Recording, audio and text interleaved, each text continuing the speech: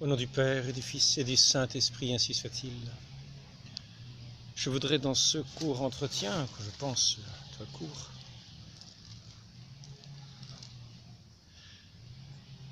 éclairer les lampes des Vierges folles, à qui je m'adresse particulièrement, afin d'éclairer leurs lampes à la profession de foi de notre Église, de l'Église de notre Seigneur Jésus-Christ, l'Église des saints apôtres, de toute l'Église, de tous ceux qui se disent encore chrétiens aujourd'hui, et qui quelquefois professent des mots sans même y penser. Donc je commencerai par dire, je crois en Dieu, le Père Tout-Puissant. Et quand je dis cela, si après ça je viens à dire qu'il y a des accidents, c'est que je professe que je ne crois pas en ce Dieu Tout-Puissant. C'est que je ne crois pas en Dieu Tout-Puissant. C'est que je n'ai pas la foi. Parce que nous avons dit, je crois en Dieu Tout-Puissant, Créateur du ciel et de la terre. Nous croyons que ce Dieu Tout-Puissant n'est pas là à se croiser les bras, ou demeure impuissant devant le monde qui était lancé dans une série d'accidents. Notre Dieu, comme l'a enseigné notre Seigneur Jésus-Christ, pourvoit jusqu'au moindre petit oiseau, jusqu'aux moindres fleurs des champs, jusqu'aux moindres cheveux de notre tête. Je répète cette profession de foi. Pour ceux qui pensent qu'il y a des accidents, pour ceux qui ne croient pas en Dieu Tout-Puissant, pour ceux qui quelquefois le disent, et pour ceux qui ont une foi trop faible pour croire en ce Dieu Tout-Puissant, et pour croire que ce Dieu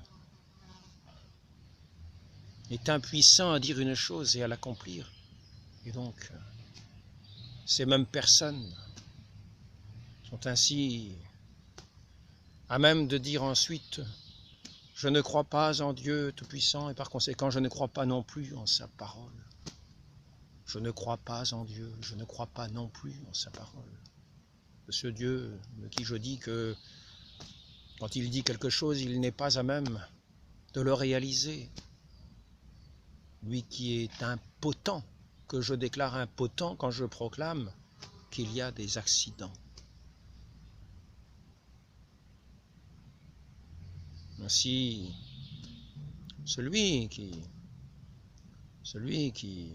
dit qu'il y a des accidents a déchu de la foi. Il est semblable à ces vierges folles qui ont perdu la lumière de la foi, qui ont perdu cette huile de la foi, et qui ne seront pas à même d'entrer dans ce royaume de Dieu, à ce banquet divin. Quand elles arriveront, elles diront « Nous avons eu un accident en route », mais elles trouveront les portes closes, parce qu'elles ne croient pas Dieu Tout-Puissant. Elles ne croient pas en Dieu.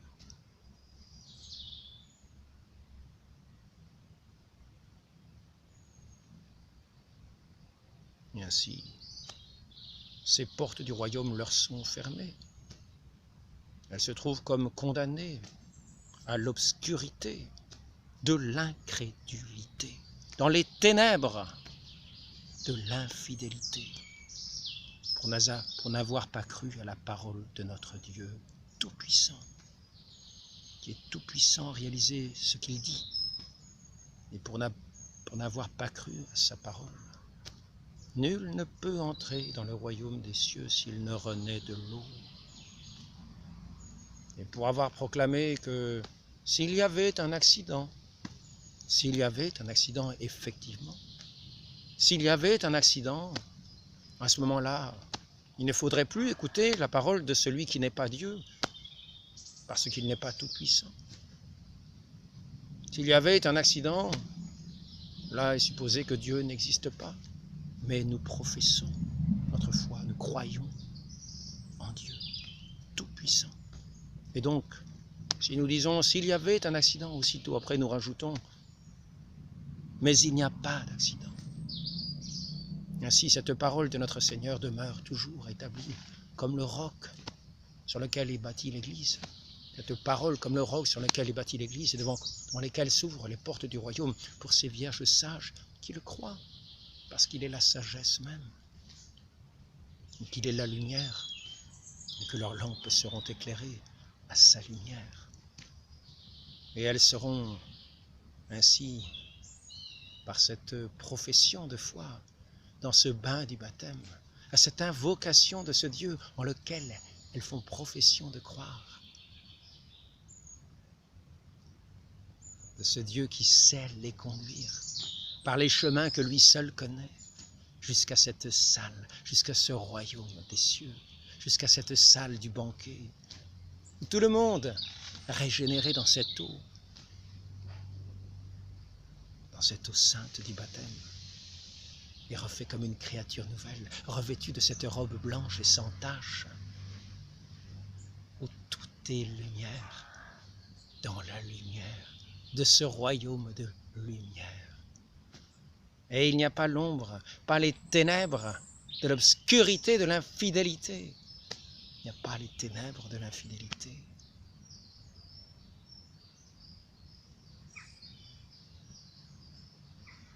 Ces vierges ne sont pas restées sans la lampe ou sans l'huile qui était nécessaire pour qu'elles soient éclairées. Ainsi, je m'adresse à ces vierges folles qui prétendent croire en Dieu en le professant de la bouche et en ne le croyant pas du fond du cœur.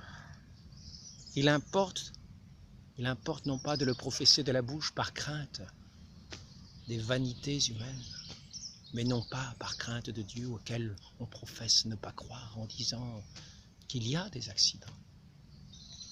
Et maintenant à ceux qui sont comme ces vierges sages qui professent la vraie foi, celle en ce Dieu de bonté qui a donné sa vie pour nous racheter par ce sang précieux, de ce Dieu tout-puissant et qui sa parole, qui a fait toutes choses par sa parole et qui, dans sa providence, conduit toutes choses, agit en toutes choses, en toute œuvre.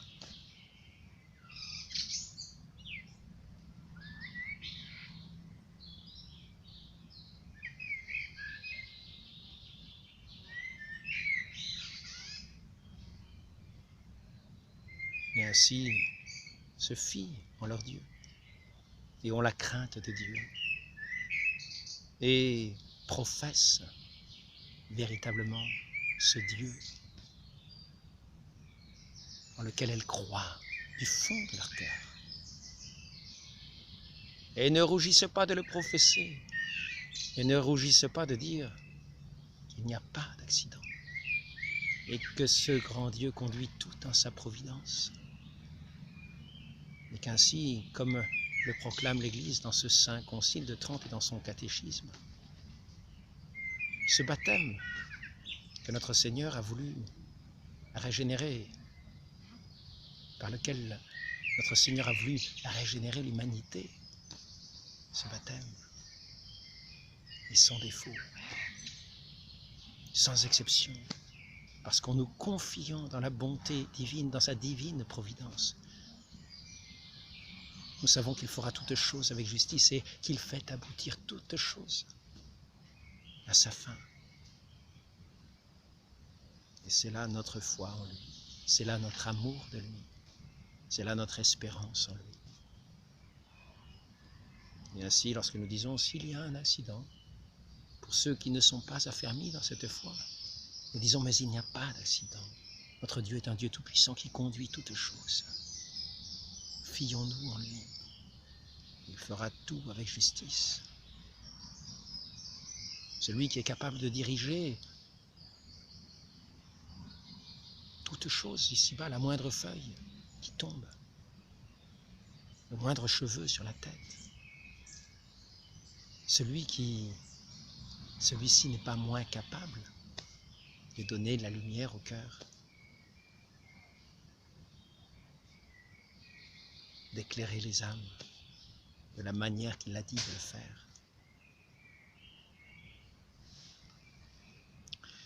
Ainsi, nous professons cette toute-puissance de Dieu et par là même, nous éclairons ces lampes comme des vierges sages dans la foi en ce Dieu unique, merveilleux, ce Dieu de justice, ce Dieu d'amour. Et nous le suivons comme à l'odeur de ses parfums jusqu'en cette salle du royaume, guidés à sa parole en laquelle nous nous fions, conduits par sa main toute puissante, par son Esprit Saint, qui est vainqueur du monde, de ce monde de ténèbres, qui vient nous éclairer, comme cette huile de la lampe, pourvu que nous soyons comme ces vierges sages, à ne pas insulter notre Dieu en le disant impotent, pour ne plus croire en lui, et pour éloigner sa parole d'un revers de main, en voulant faire notre royaume à nous, en restant dans ces ténèbres extérieures. Saint Basile le Grand, Saint Jean Chrysostome, Saint Augustin, est-il dit dans ce catéchisme, dans ce livre d'or que l'Église a écrit pour l'instruction des pasteurs, afin qu'ils puissent instruire les fidèles, nous disent que le mal dont il est question dans cette prière, délivre-nous du mal, délivrez-nous du mal, dont il est question dans cette demande, serait particulièrement le démon, parce que le démon fut l'auteur des péchés et des crimes des hommes, et que Dieu se sert de lui pour punir les criminels et les impies. Car c'est Dieu qui nous envoie tous les maux que nous souffrons pour nos péchés. Soyons fidèles, soyons plutôt les amis de Dieu plutôt que des incrédules, des impies. Professons notre foi comme des vierges sages et croyons-la du fond du cœur, ou plutôt croyons-la du fond du cœur et professons notre Dieu par notre bouche. Ainsi nous aurons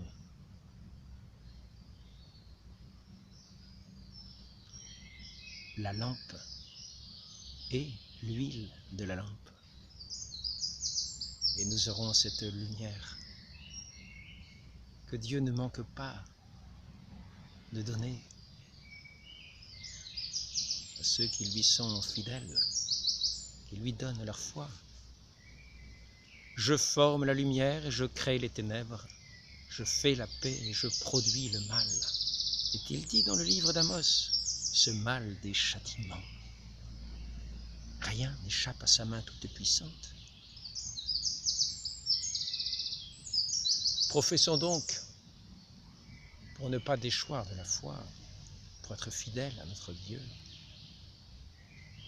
pour proclamons sa toute puissance, et disons vraiment du fond du cœur, je crois en Dieu, le Père Tout-Puissant. Et quand nous avons dit cela, ne faisons pas comme les impies qui pensent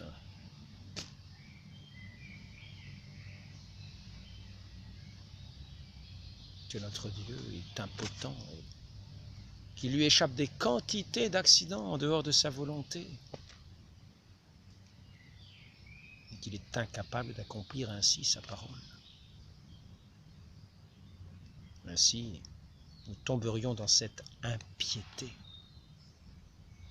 Et les désirs que nous pourrions avoir ne seraient pas le désir des royaumes des cieux, mais d'un Dieu qui n'en est pas, qui serait plutôt le royaume des ténèbres, et non pas le Dieu véritable. Ayons le désir d'accomplir cette sainte parole de notre Seigneur, de lui obéir, la crainte de notre Dieu.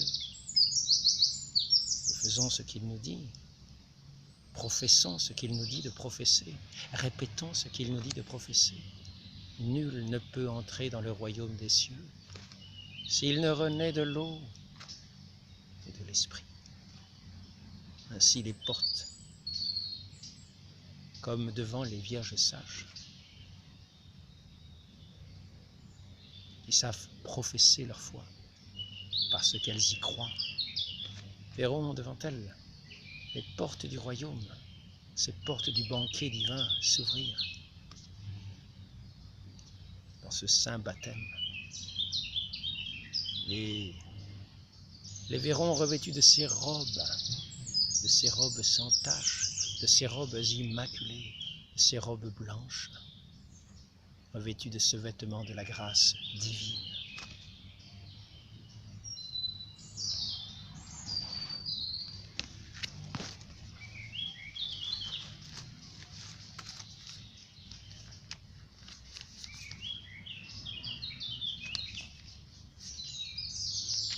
Je crois en Dieu, le Père Tout-Puissant,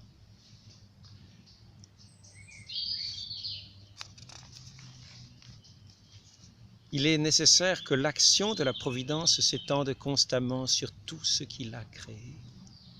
Cela est nécessaire, est-il dit dans ce concile du Vatican, dans les années en 1870. Il est nécessaire que l'action de la Providence s'étende constamment sur tout ce qu'il a créé. Comment quelque chose pourrait-il subsister si vous ne le vouliez ainsi? C'est ainsi que nous professons notre foi en Dieu et non pas notre impiété en disant qu'il existe des accidents.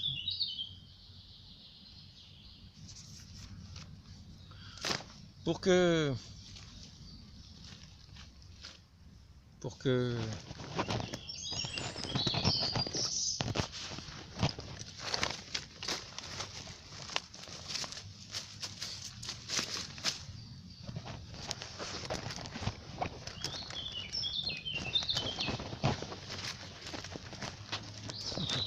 ça alors.